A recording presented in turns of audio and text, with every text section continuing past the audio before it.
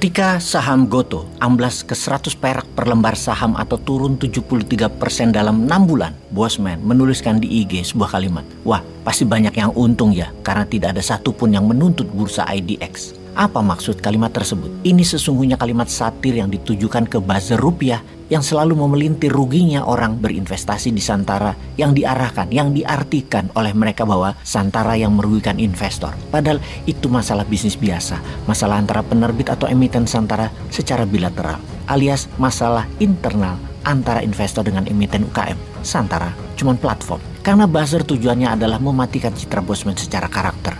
Biar nggak tahu juga, apa Bosman segitu kerennya hingga pantas jadi presiden kali ya, atau incumbent dapat ancaman dari Bosman karena akan membuat Indonesia sistem ekonomi negaranya berubah, beda, tidak mengikuti konsensus Washington, juga tidak akan ikut poros Beijing. Maka kesan investor dirugikan di Santara digulung ceritanya. Padahal ada 88 perusahaan UKM yang jadi penerbit di Santara, ada 43.000 investor lainnya yang tidak merasakan kerugian atas turunnya saham atau ruginya usaha UKM yang mereka pilih tidak diberitakan. Ada beberapa yang komplain digoreng buzzer terus. Sekedar mengingatkan kepada buzzer pecinta rupiah yang tidak punya harga diri apalagi jiwa nasionalis yang kerjanya membelah warga negara bangsa Indonesia bahwa kenapa lu nggak serang IDX coy? Nggak ada yang bayarin ya? Kacian deh lu. Ya udah Bosman aja yang terus diserang. Anak lu, bini lu, peliharaan lu perlu cuan kan, pakai aja Bosman. Hitung-hitung amal bagi Bosman. Gak baperan kita mah, kasihan malah iya sama buzzer rupiah itu. Namun apapun itu, bagi manajemen Santara adalah sebuah masukan. Masukan untuk improvisasi. Pastinya Santara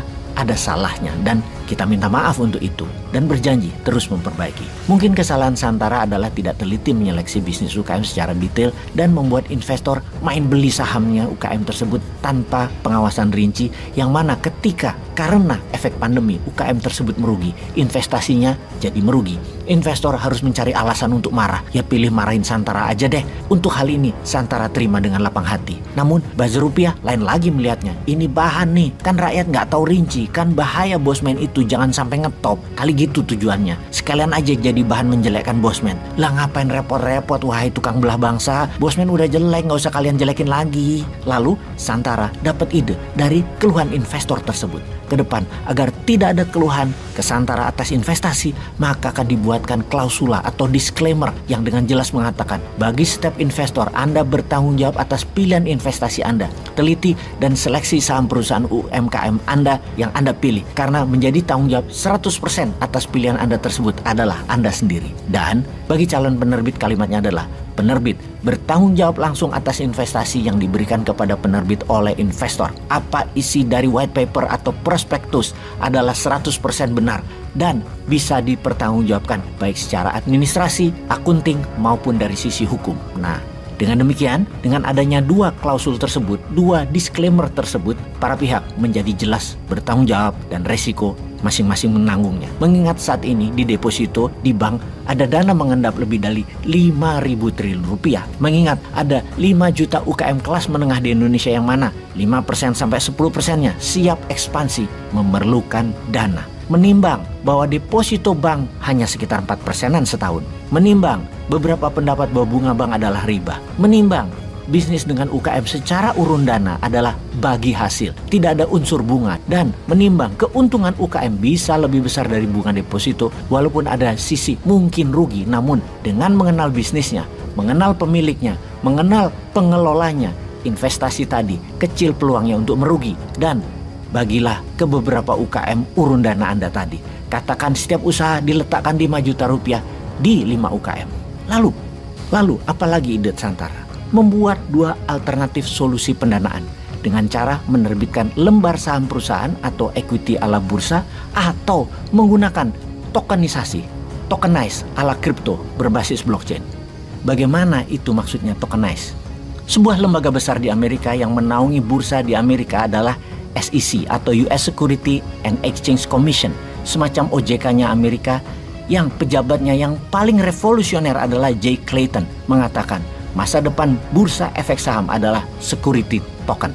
Bursa Amerika kalau menggunakan security token market, maka akan menutup banyak lembaga seperti bank kastodian, lembaga kastodian, perusahaan security saham, bahkan lembaga seperti KPMG, EY bisa nggak dipakai.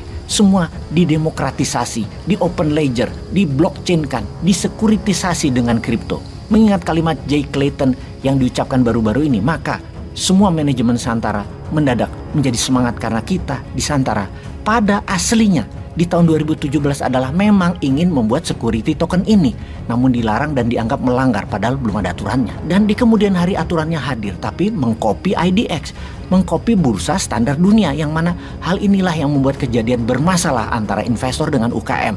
Lalu kemudian Santara yang disalahin. Padahal kalau di tokenize tidak akan ada masalah komplain seperti halnya jutaan orang yang merugi di IDX, merugi di New York Stock Exchange, juga merugi di Ethereum, Doge atau Bitcoin. Tidak ada yang komplain. Jadi Santara akan memiliki jalur kedua. Kembali lagi setelah 5 tahun yang lalu kita mendistrap pasar modal urun dana, kembali kita akan lakukan yaitu menggunakan security token market. Agaknya Bosman ini penantang regulator ya. Memang nasib menjadi disruptor itu pasti menantang regulator.